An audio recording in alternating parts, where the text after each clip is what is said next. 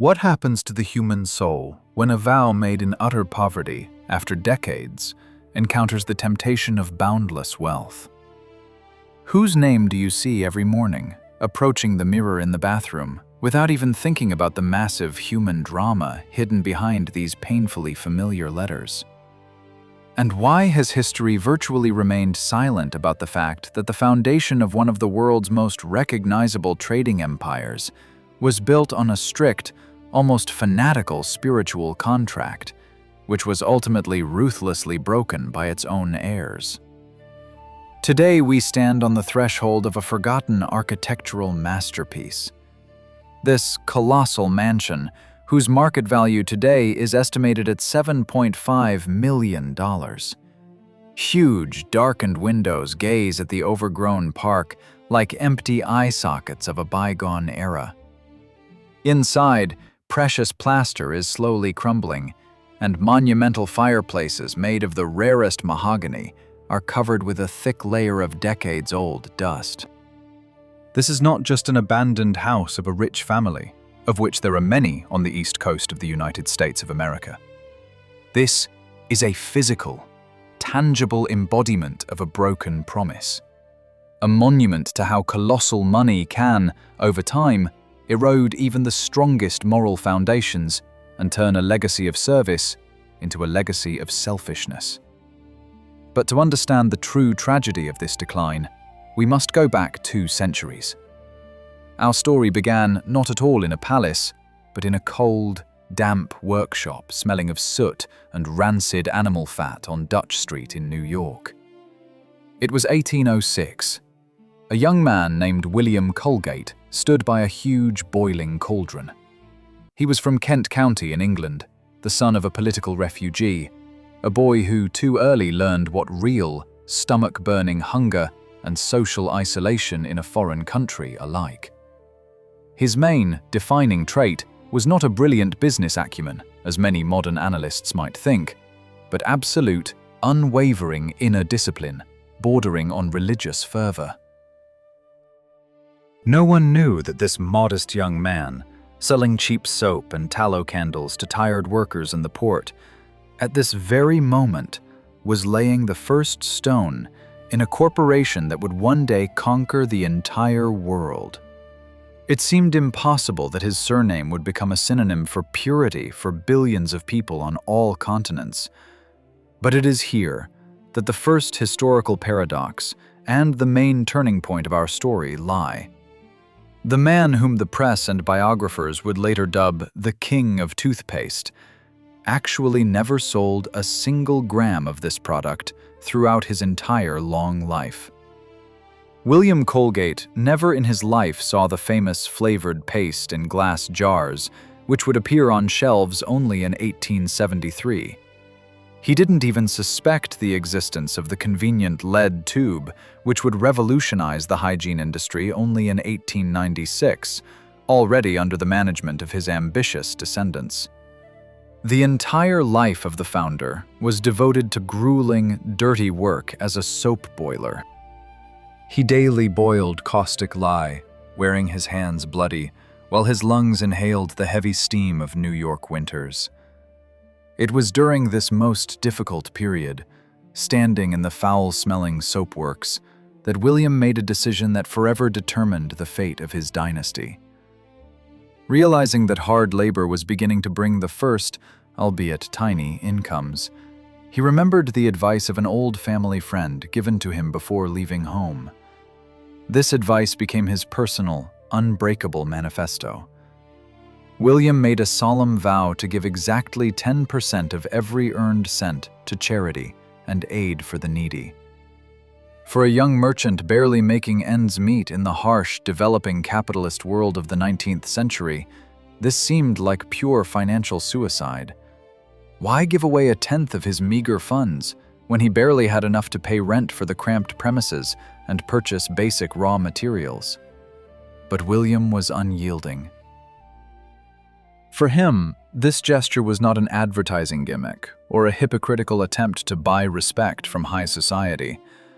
It was a strict, intimate contract with his own conscience. And as his soap factory grew, this contract would face increasingly severe tests. How exactly did poverty shape a philosophy capable of building a multi-million-dollar empire? And why did this same philosophy become a time bomb for his great-great-grandchildren? To understand the true nature of what we today call a huge corporation, it is necessary to look into the very essence of its creator's worldview. William Colgate's roots went back to the damp, restless soil of Kent County. He was born in 1783 in the family of farmer Robert Colgate, a man with a complex and dangerous character for those times. Robert openly sympathized with the American struggle for independence and the ideas of the French Revolution, which in conservative England at the end of the 18th century was considered a state crime. Due to incessant political persecutions and the real threat of imprisonment, the family was forced to abandon all their modest property and flee across the ocean in 1798, finding temporary, shaky refuge on a farm near Baltimore. It was this harsh experience of sudden loss of everything that shaped in young William a completely paradoxical view of the world. While other immigrants saw in young America simply an unlimited chance for quick enrichment, Colgate learned a cruel lesson. Any material stability is illusory, and social status can be destroyed by the political system in an instant. He deeply understood that one could rely only on unbreakable internal principles and cold, iron calculation. Leaving his parental home because the ruined farm simply could not feed the large family, the 16-year-old youth set off to conquer New York. It was 1804. The huge city met him not with streets paved with gold, but with impassable mud, foul sewers, and the fiercest commercial competition, where everyone tried to survive at any cost. William got a job as a simple apprentice to a local soap boiler, and it was in this suffocating atmosphere of boiling animal fat that his first great strategy began to take shape. The New York market of the early 19th century was a complete, chaotic flea market. Old, inherited money confidently controlled prestigious cotton and tobacco trade, while the production of basic, everyday goods was left to small dealers. Merchants shamelessly deceived buyers, selling rancid, quickly crumbling soap whose weight was artificially increased by adding sand and cheap impurities. No one cared about reputation when working with the lower strata of society. But William Colgate possessed what New York merchants catastrophically lacked. He was a true dreamer, who at the same time thought in the precise categories of an engineer and architect. He clearly saw what others stubbornly ignored. Soap was no longer a luxury item for rich aristocrats. It was rapidly becoming a basic need for the huge, growing working class. His intellectual strategy consisted not in seeking blind, momentary luck, but in implementing strict, almost fanatical standardization. In 1806, he opened his own tiny business on Dutch Street. While short-sighted competitors tried to save a couple of cents on low-quality raw materials, William personally controlled every batch of his product. He weighed every piece on precise scales, guaranteeing absolute honesty of the stated weight. This was a classic, sharpest social conflict. An unknown, poor outsider challenged the established system of widespread deception, building unshakable trust in a city that had long ago stopped believing anyone. His ambitions were truly colossal, but they were always strictly restrained by cold, mathematical calculation. He never took risky loans he couldn't repay, and did not expand production just for the sake of scaling. And it is here that the true psychological explanation of that very contract with conscience lies, which became the unshakable foundation of his entire long life. Leaving home in his youth, he met an old, pious captain of a river barge who told him, "Someone will definitely become the leading soap boiler in New York, and it could be you if you honestly give 1/10 of your earnings to the creator."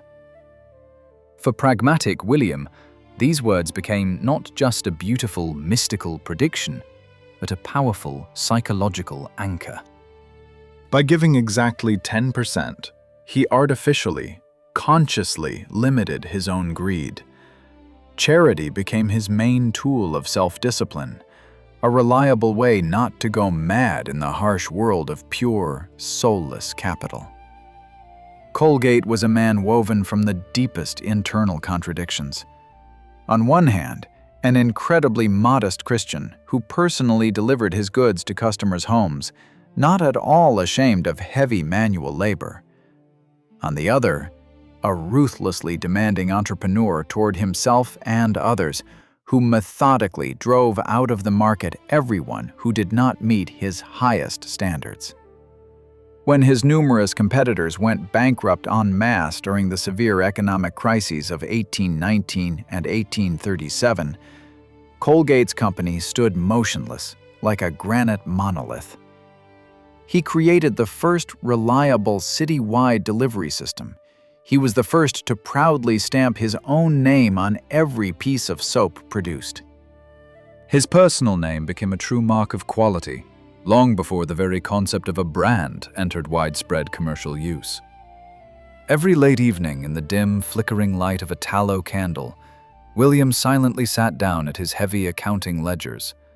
He recorded every earned cent of income and every cent of donations with manic, almost frightening precision. His incomes steadily grew, and with them constantly grew the percentage he voluntarily gave away: 15, 20, and then an incredible 30% of net profit went to various social needs. He sincerely considered himself the absolute winner in the complex game with human vice, devoutly believing that he had found the perfect formula in which growing wealth does not corrupt the soul at all. But, bending over his perfect columns of figures, this genius strategist did not even suspect the most terrible historical paradox. He categorically did not understand that by turning living morality into a strict mathematical percentage, he left his distant heirs not a burning spiritual compass, but merely a dry financial formula. How exactly did the smoke-scented soapworks transform into impenetrable corporate armor? And what strategic alliance of worlds forever changed the status of this once modest family in high society? In 1857, the unyielding William Colgate passed away, leaving behind a colossal fortune and that very iron moral contract that required giving a huge share of profits to charity. It seemed that his heirs would simply continue methodically boiling soap in dirty cauldrons, multiplying capital away from New York's social salons. But history decided otherwise, and it was at this moment that a man whose decisions forever changed the social code of this dynasty stepped onto the stage. The second key character in our drama was the founder's son, Samuel Colgate. Unlike his stern father, Samuel no longer knew the taste of real hunger. But he experienced a completely different, no less tormenting kind of discomfort: social.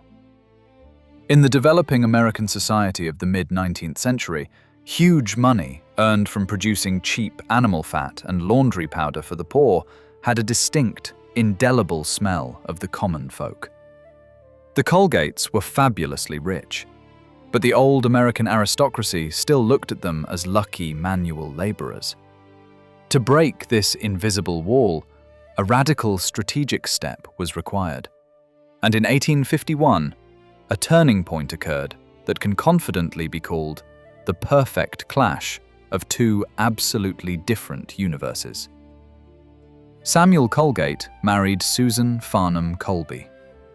This was not just a union of two people in love, it was a brilliant, calculated integration of industrial millions into the highest echelon of the political elite. Susan was the daughter of the current governor of New Hampshire, Anthony Colby. She grew up in an atmosphere of refined political receptions, intellectual conversations, and impeccable manners. In her person, the rough commercial grip of the soapmakers united with the refined influence of old state power. This union became the most powerful catalyst.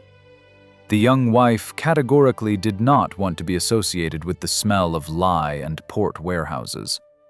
It was her refined taste and high society ambitions that forced Samuel to completely reconsider the development vector of the family empire. Under her invisible but firm guidance, the company makes an astonishing turnaround.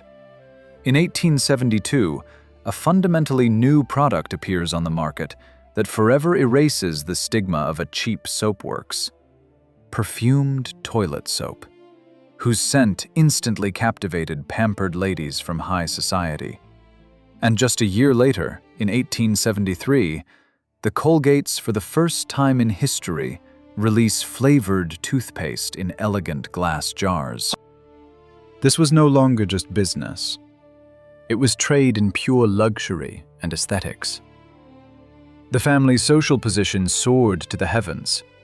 Yesterday's producers of tallow candles now dictated standards of beauty and hygiene for the richest homes in the United States of America. And it was this triumphant transition from utility to exclusivity that required the creation of a completely new material symbol of their greatness. Modest brick houses in business districts no longer suited them. They needed a real palace that would drown out any memories of the poor immigrant grandfather. Thus begins the monumental history of creating grand country residences, whose pinnacle will be that very object whose value today exceeds $7.5 million. The purchase of gigantic land plots in the most prestigious and closed areas became the first step toward physically securing the new status. Observing the first stages of designing these colossal estates, contemporaries were amazed by the scale. It was no longer just housing. It was an architectural manifesto designed to prove to the entire world the absolute superiority of the dynasty. The construction was conceived as a complex symbiosis. Heavy, age-old traditions of European monarchs were to organically merge with advanced American comfort technologies. The classical met the innovative on every square foot. Just imagine this contrast. Where the grandfather stood knee-deep in dirty water, his grandsons erected walls that were to stand for millennia. The first sketches and foundations of future mansions were laid with unprecedented meticulousness. Huge, light-flooded spaces were designed to overwhelm any guest from the threshold with the scale of the host's influence. Only the best imported stone was selected for construction, and the most expensive architects of the Gilded Age were brought in to work. The intent was for every marble block brought from across the ocean, every hand-carved oak ornament, to scream that this family did not just earn their money, but had a divine, indisputable right to rule this world. But it was precisely at this moment of triumphant merging of worlds that a hidden psychological crack was laid in the foundation of future greatness. Samuel, raised in religious strictness, continued to faithfully donate millions of dollars to universities and churches, devoutly honoring his father's vow. However, the form of this money had radically changed. If for William, charity was a painful tearing away from himself of the last piece of bread, then for his heirs, giving away even 30% of profits was completely unnoticeable against the backdrop of the remaining astronomical sums, which now amounted to tens of millions. They were buying themselves indulgences for boundless luxury. How exactly did this colossal architectural project become the most precise psychological mirror of its creators? And why would the ideal, shining corridors of the new palace soon turn into a golden cage for subsequent generations? To truly understand the psychology of the dynasty at the peak of its power, it is not enough to just look at bank accounts. One needs to physically enter that very house, which became the pinnacle of their architectural ambitions. Today, this monumental complex, sprawling on closed territory, is valued at a staggering $7.5 million. This is not just a figure in a real estate catalog. It is the equivalent of thousands of years of labor of an ordinary American worker from the early 20th century. And every detail of this colossal structure was designed not for comfort, but as a tool of psychological pressure on the surrounding world. The first impression upon approaching the mansion was created through the harshest contrast. Huge wrought iron gates and a long driveway intentionally prolonged the journey time, making the guest feel small and insignificant even before crossing the threshold. When the heavy oak doors opened, the visitor entered the grand hall, whose height exceeded any expectations. Here reigned not warm coziness, but icy grandeur. A floor of the rarest imported marble, brought by ships from Europe, and colossal mirrors that made daylight dance endlessly across the walls, creating an illusion of infinite space. This was the first psychological layer, a demonstration of absolute, overwhelming power. But the architecture of this house worked on the principle of progressive revelation.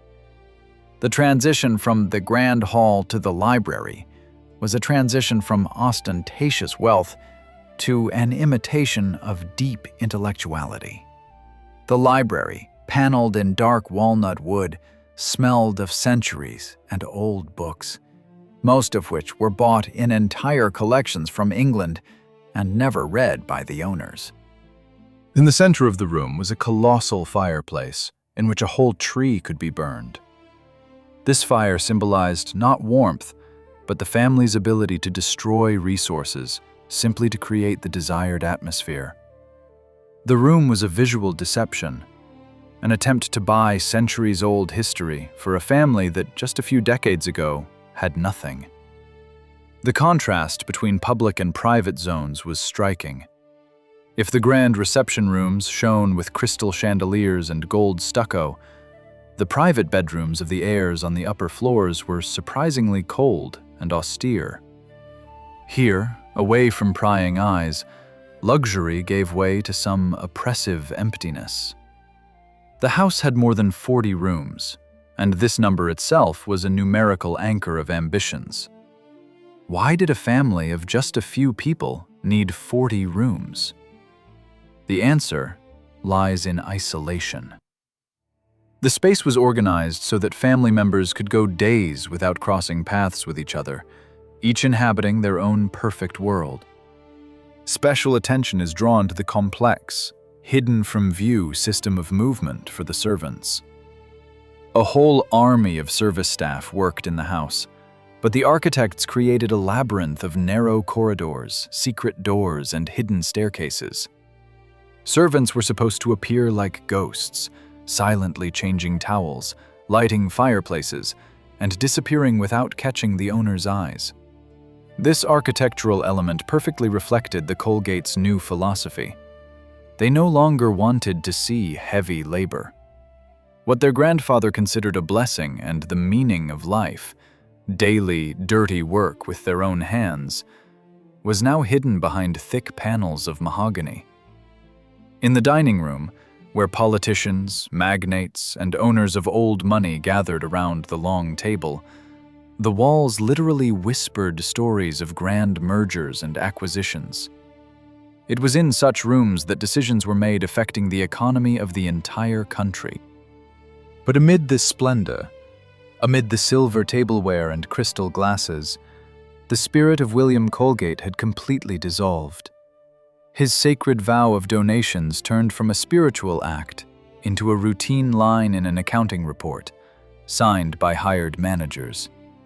Money still flowed to universities and churches, but it no longer contained living human sacrifice. The psychological portrait that this house paints is a portrait of deep inner insecurity, hidden behind thick walls. The creators of this mansion tried to prove to the whole world that they were not just sellers of toothpaste in lead tubes, but true rulers of America. They surrounded themselves with antiques, hired the best masters of the era, erected a monument to their success. But strolling today through these abandoned, echoing corridors, mentally moving from one crumbling room to another, it is impossible not to wonder, what was happening in the souls of the people who lived in this golden sarcophagus? What human tragedy made this perfect picture crack at the seams? And how exactly did colossal wealth begin to destroy the dynasty from within? Amid the monumental grandeur of 40 rooms, behind heavy velvet curtains and perfect facades of expensive stone, a quiet but destructive human tragedy began to unfold. If the first generations of Colgate struggled with external poverty and fierce market competition, then the heirs of the early 20th century faced a far more insidious enemy: inner emptiness and moral paralysis. The enormous wealth, which should have become a tool of boundless opportunities, turned into an invisible straitjacket. The main conflict unfolded within those who were born into absolute, unlimited luxury. Imagine the psychology of the heir who from the first breath knows that he will never in his life have to work for survival. He has no goal comparable in scale to founding a global empire. He is deprived of that very animal thirst for life that forced old William to stand for 18 hours by a boiling cauldron of lye. This ambivalence became the core of the moral crisis. How to find the meaning of existence when every desire of yours is fulfilled even before you have time to realize it. At this moment, the third key character in our story steps onto the stage, a typical representative of the late generation of the dynasty. This heir was superbly educated at the best universities, which his own ancestors had once generously funded. He was knowledgeable in European art, wore impeccable suits, and knew how to conduct social conversations. But behind this polished exterior hid a deep existential horror. He found himself trapped between two worlds. On one side, the gigantic, oppressive legacy of the great ancestor weighed on him, the holy vow, the obligation to give huge sums to charity, and the need to match the ideal image of the American dream.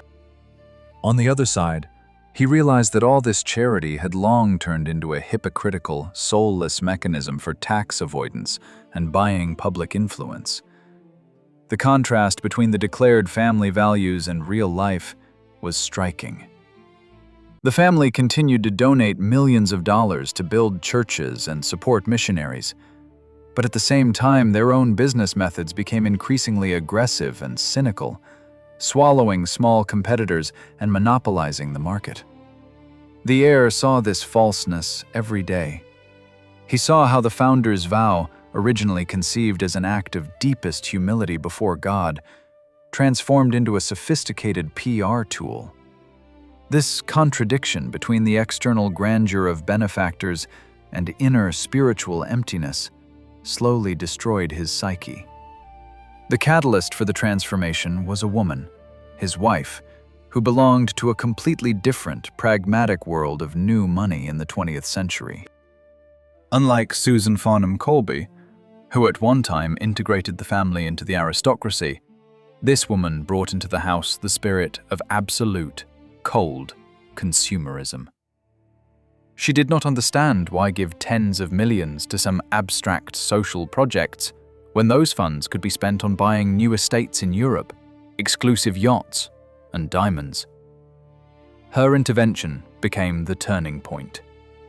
She began, methodically, day by day, to question the expediency of William's sacred vow. She posed simple but poisonous questions. Why should we give away our rightful money? Why should we live by the rules of a man who died almost a century ago? Her logic was impeccable in its cynicism, and the heir, long tired of the weight of others' expectations, succumbed to this influence. He made a decision that forever changed the course of the family's history. Gradually, Without loud announcements, the percentage of charitable deductions began to decrease. The perfectly calibrated system that had worked for decades failed. Funding for social projects was cut, and the freed-up gigantic sums were directed toward sustaining an increasingly extravagant lifestyle. But was this heir an anti-hero? Can one condemn a person for simply wanting to live his own life, rather than being an eternal slave to his great-grandfather's manic idea? Isn't the desire to free oneself from the burden of the past logical? Herein lies the deepest moral layer of the story. Rejecting the vow seemed like an act of liberation, shedding of shackles. But in reality, it was the destruction of the only foundation that held this dynasty back from complete moral decay. By severing the invisible connection to their roots, the family found itself one-on-one with the ruthless machine of consumption. And this rupture inevitably led to catastrophe. How exactly did the external world and inner demons provoke the massive crisis that brought down the walls of their perfect palace? No artificially created illusion of absolute control can last forever. The crisis that befell the dynasty was not just a random confluence of circumstances, but an inevitable mathematical consequence of their own decisions. Rejecting the founder's vow, cutting social investments, and plunging into endless, unrestrained consumption made them vulnerable in the face of global historical upheavals. The catastrophe did not come in the form of sudden bankruptcy of the huge corporation. The factories continued to churn out millions of toothpaste tubes every day, generating fantastic revenues. The tragedy was much deeper. It lay in the total disintegration of the family itself and the physical destruction of their monumental legacy. The early 20th century brought with it the Great Depression, a cardinal change in tax legislation in the United States of America, and 2 world wars. The new economic reality made maintaining colossal mansions, like the one valued today at $7.5 million, practically impossible, even for the richest people on the planet. Luxury taxes skyrocketed. The army of servants that once invisibly moved through the maze-like corridors, demanding huge salaries, gradually dispersed. The monumental house with 40 rooms, once symbolizing absolute power, turned into a gigantic, voracious black hole, sucking resources. This was the most powerful external conflict, but the real blow was dealt by the internal conflict.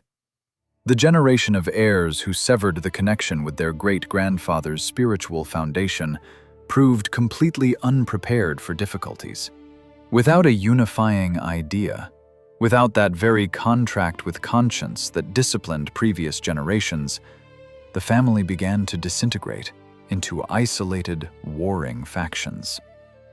Divorces, lawsuits for shares in the corporation, scandals in the yellow press – all this became the norm for people whose surnames stood every morning on the sink of millions of decent citizens. It was in this atmosphere of chaos and decline that the key moment of transformation occurred for one of the heirs. Finding himself in the empty, cooling mansion where imported European marble began to crack, and mahogany fireplaces stopped being lit due to simple economizing on heating, he suddenly realized the full depth of the fall. This was a bitter, painful rethinking of the essence of wealth. He understood that money without a higher purpose does not preserve the family, but only accelerates its destruction. The power they so desperately demonstrated through the gigantic spaces of their homes turned out to be absolute fiction. At this critical moment, the heir's wife, the very woman who once became the catalyst for abandoning charity, appears in a completely new light. Her pragmatism, which previously seemed cynical selfishness, now becomes the only tool of survival. She understands that clinging to dead walls is pointless. The mansion, this symbol of their superiority, must be abandoned. Her decision to leave the house that was once the center of their universe looks not like defeat, but as a harsh necessity of surgical intervention to save what little remained of real assets. The transition from ownership to preserving the remnants of the fortune became the main leitmotif of this period. The family makes a heavy decision. They retreat. Huge estates requiring insane costs are put up for sale for a song, or simply locked with heavy locks. Nature slowly begins to reclaim its own. Overgrown driveways hide wrought iron gates, and dust lays a thick layer on antique furniture, smelling of centuries. The house, built for centuries, did not last in its pristine splendor even 100 years. But in this defeat lies a deep, transcendent meaning. Losing their physical castle, the heirs were forced to reconsider the very concept of legacy. If before they sought recognition through architectural dominance, now they realized that the only thing that truly remained from their dynasty was the name embossed on a cheap lead tube. Their personal ambition, unsupported by moral duty, led to isolation and oblivion. What will remain after the last ceilings of the $7.5 million mansion collapse? And what cruel but necessary lesson does this story teach each of us today? Today, standing before the slowly crumbling facade of the monumental mansion, whose market value is forever frozen at $7.5 million, we see not just abandoned elite real estate. We become direct witnesses to the final act of one of the most astonishing and instructive dramas in the history of American capitalism. The cold wind freely roams through the 40 empty grand rooms, methodically stripping away the remnants of gilded stucco. In the gigantic hall, where the country's political elite was once received, only dry branches now fall through broken windows onto the imported marble. Nature mercilessly erases traces of human vanity. This colossal architectural project, conceived by the heirs as an indestructible monument to their power, before our eyes has turned into a mausoleum of lost meanings. The tragedy of the Colgate family is a classic, almost ancient story of how incredibly fragile human nature is in the face of unlimited wealth. William Colgate, who emerged from the damp New York soapworks, turned out to be a surprisingly prescient thinker. He intuitively, on a deep animal level, understood that without strict artificial restraints, huge money inevitably corrupts the soul. His sacred vow to give part of the profits to charity was not just an act of public mercy. This was a complex psychological mechanism, a desperate attempt to instill in his descendants spiritual immunity against all-consuming pride. But this strategist made one fatal mistake. He believed that inner discipline could be passed down by inheritance as easily as bank accounts. The denouement of this historical drama forever transforms facts into a universal, piercing lesson. When later generations finally severed the connection with the ancestor, when they coldly replaced service to society with blind consumption, they deprived themselves of the fundamental meaning of existence. Their story is frighteningly, and in detail, similar to the tragic fate of another legendary family, the Vanderbilts. They too built colossal palaces along the entire east coast of the United States of America, trying to physically stake their high place in eternity. And today, the huge Vanderbilt palaces either stand as empty museums or were long ago demolished to the ground. Both of these dynasties prove the immutable law. Pure capital accumulation, devoid of a higher purpose, inevitably leads to collapse in the third generation. How does this story resonate in us today? We live in an era of insane, unending race for material success, where the scale of human personality is too often measured by the area of country real estate and the number of zeros in the account. Millions of people wake up every day with the single thought of how to earn even more, how to build their absolutely impenetrable castle. But the cold ruins of the Colgate Empire pose to us an extremely painful philosophical question.